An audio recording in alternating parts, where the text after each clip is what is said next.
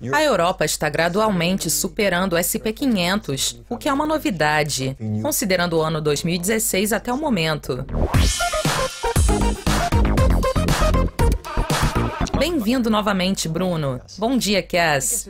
Já existem sinais de que a tendência ascendente para as equities se esgotou? Vamos dar uma olhada no gráfico diário do SP500. 2 semanas atrás, nós dissemos que a correção deveria estar se esgotando em breve. E, de fato, vimos uma queda para níveis próximos às mínimas registradas no início de setembro. O cenário ainda não parece muito otimista, apesar de uma recuperação e um ligeiro movimento ascendente. Isso não foi o suficiente para uma tendência de alta no índice? Analisando o movimento do SP500 neste gráfico, podemos antecipar o que está acontecendo. Primeiramente, na parte superior, notamos que durante a queda na semana passada, o índice VIX não alcançou uma nova máxima. Isso significa que não sabemos se o VIX irá explodir para cima ou se o SP500 poderia cair para 2070. Por outro lado, considerando essas novas mínimas entre outubro e setembro, temos um movimento no oscilador estocástico, que poderia se tornar um desvio ascendente, o que significa que este seria o fim da correção para cima. Abaixo do nível 2120, essa correção poderia descer em direção aos níveis 2070, 2050.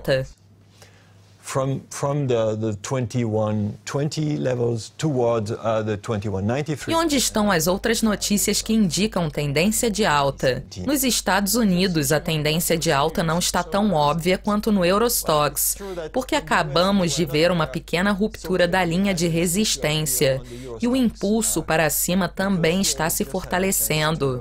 Isso, juntamente com a força relativa ascendente na parte superior do gráfico, significa que a Europa está gradualmente superando o SP500, o que é uma novidade considerando o ano 2016 até o momento. Portanto, poderíamos receber um sinal deste lado do mercado.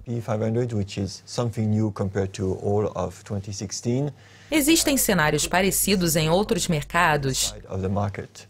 Vamos dar uma olhada na situação do Japão, que também é um mercado desenvolvido e poderia ajudar o cenário global a melhorar. O movimento aqui também é parecido, pois a força relativa do Japão versus o SP500 ainda está aumentando, apesar da estagnação do iene. Considerando a situação técnica, o Nikkei já está acima da nuvem, em comparação com o Eurostoxx, e está se aproximando do nível psicológico 17.000. Quando esse nível for superado, teremos uma tendência de alta mais clara. 17,000 psychological level, and once we are above it, with one or two close above it, it should open the up. E qual é o cenário dos mercados emergentes? Similarly to Europe. O mercado emergente com melhor desempenho é o Brasil. Nós já estamos acima da nuvem e alcançamos máximas mais altas, e a força relativa versus o SP500 está crescendo. Not only we are above the clouds, not only are we making a new higher high, a situação não é a mesma para a China, pois ainda estamos dentro da faixa de negociação e não alcançamos novas máximas. Entretanto, estamos um pouco acima da nuvem, e a tendência ascendente permanece, com a reversão do impulso para cima. A força relativa versus o SP500, aqui na parte superior do gráfico, já está aumentando. Além disso, a força relativa versus os mercados emergentes, que estava estável, também está aumentando. Como anda a situação das taxas de juros dos Estados Unidos?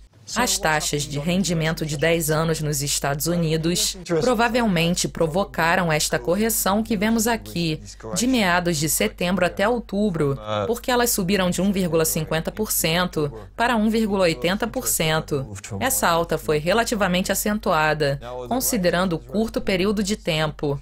Mas agora estamos passando por um ligeiro pullback, que deve durar um pouco mais até o final de outubro, até chegar a 1,70%, 1,65%. É importante destacar que estamos claramente em uma tendência de alta no médio prazo e que esse movimento é apenas um pullback. E o índice XLF será prejudicado por esse pullback? Teoricamente, o índice XLF também deveria sofrer um ligeiro pullback, e é isso que estamos vendo aqui no setor de finanças, representado principalmente pelos bancos. Entretanto, a força relativa permanece firme e os mercados estão basicamente apostando no aumento das taxas de longo prazo que vai, consequentemente, melhorar as margens. Isso é um sinal positivo, porque mesmo com o pullback na taxa de juros, o índice do setor financeiro está antecipando mais alta para o futuro.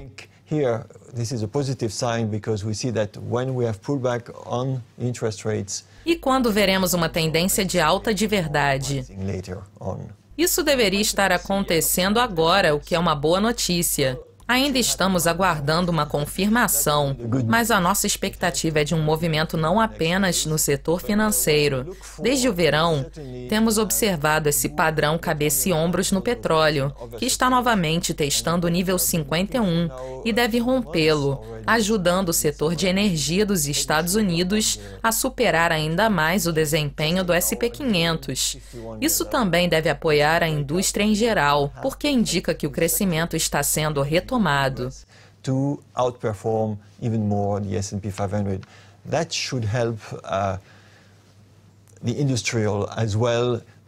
E encerrando, qual é a situação do ouro? O ouro está muito calmo.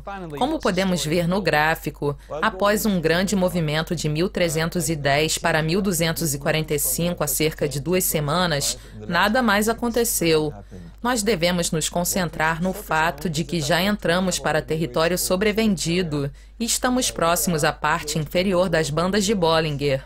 Talvez ainda não tenhamos passado por um pullback mais profundo dos preços para agregar mais impulso a essa tendência ascendente que começou no início de 2016. Nos próximos dias ou semanas, vamos observar se o ouro está tentando novamente ter um desempenho superior. E se houver uma recuperação, isso poderia significar que o dólar permanecerá relativamente estável em uma faixa de negociação, o que será positivo para os mercados emergentes e para o nosso cenário otimista em geral até o final do ano.